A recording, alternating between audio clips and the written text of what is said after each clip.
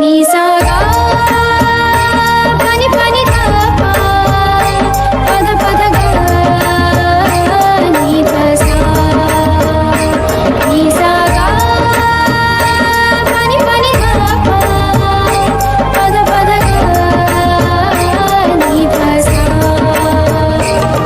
ही गाथा अस्तित्वाची शौर्याची पराक्रमाची ही गाथा अस्तित्वाची शौर्याची पराक्रमाची या मातीमधल्या कणाकणातील मौल्यवान रत्नांची या मातीमधल्या कणाकणातील मौल्यवान रत्नांची कर्तृत्व इथे गगनाला भिडे परिमोल जाणून ठेवू व्यक्तिविशेष नमस्कार.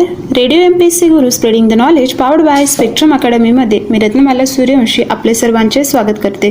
विद्यार्थी मित्रांनो, आज आपण व्यक्तिविशेष या सत्रांतर्गत के. नारायण काळे यांच्या जीवनकार्याविषयी थोडक्यात जाणून घेऊया.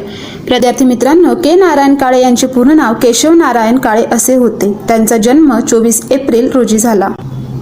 हे मराठीतील एक कवी, नाटककार, समीक्षक, चित्रपट निर्माते आणि नियतकालिकांचे संपादक होते. ते BL LLB झालेले होते आणि त्यांचे इंग्रजी आणि संस्कृत भाषेवर प्रभुत्व होते. ग्रीक आणि युरोपियन रंगभूमीचा त्यांनी सखोल अभ्यास केला होता. नाटकाच्या आवडीमुळेच के. नारायण काळे हे नाटककार झाले. सुरुवातीच्या काळात के. नारायण काळे यांनी भावशर्मा या नावाने कविता आणि कथा लिहिल्या. इसवी सन 1932 साली त्यांच्या सहकार मंजिरी हा काव्यसंग्रह प्रकाशित झाला.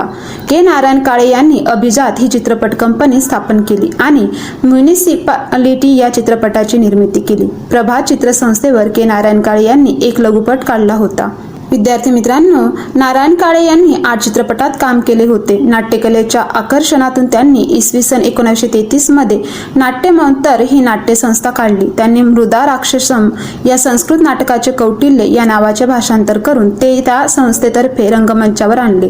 त्यागराज कैलासम यांचे दिनांक पर्पज हे नाटक त्यांनी प्रयोजन या नावाने रंगभूमीवर आणले. विद्यार्थी मित्रांनो, नाट्य मनवंतर या संस्थेने आंधळ्यांची शाळा हे नाटक रंगमंचावर सादर केले. परंपरेने आलेले संगीत पौराणिक ऐतिहासिक नाटक नाकारून के. नारायण काळे, अनंत काणेकर, पार्श्वनाथ आतळेकर, चिटणीस आदी नाट्य विचारवंतांनी एकत्र येऊन आंधळ्यांची शाळा ही निर्मिती केली.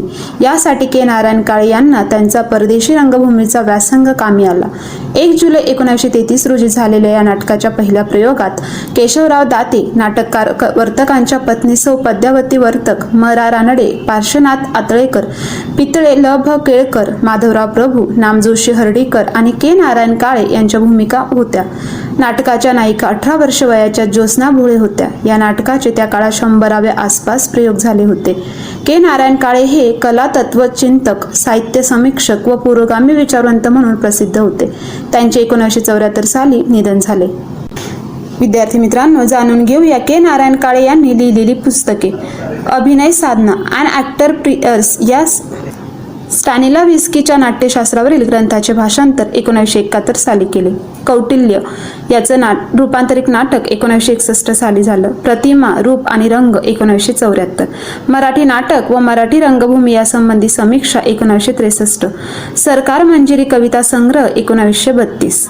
विद्यार्थी मित्रांनो, जाणून घेऊया के. नारायण काळे हे संपादक असलेली नियतकालिके. रत्नाकर 1929, प्रतिभा 1933 ते 1934, मराठी साहित्य पत्रिका 1940 ते 1942. विद्यार्थी मित्रांनो, अशा प्रकारे आता आपण के. नारायण काळे यांच्या जीवनकार्याविषयी थोडक्यात जाणून घेतले. तर आता आपण इथेच थांबूया. तोपर्यंत तुम्ही ऐकत राहा radio MPSC Guru spreading the knowledge powered by spectrum academy. धन्यवाद. कंपनी सुरू केली होती. ती आज जगातील सर्वात प्रभावशाली आणि महाबलाढ्य सॉफ्टवेअर कंपन्यांमध्ये गणली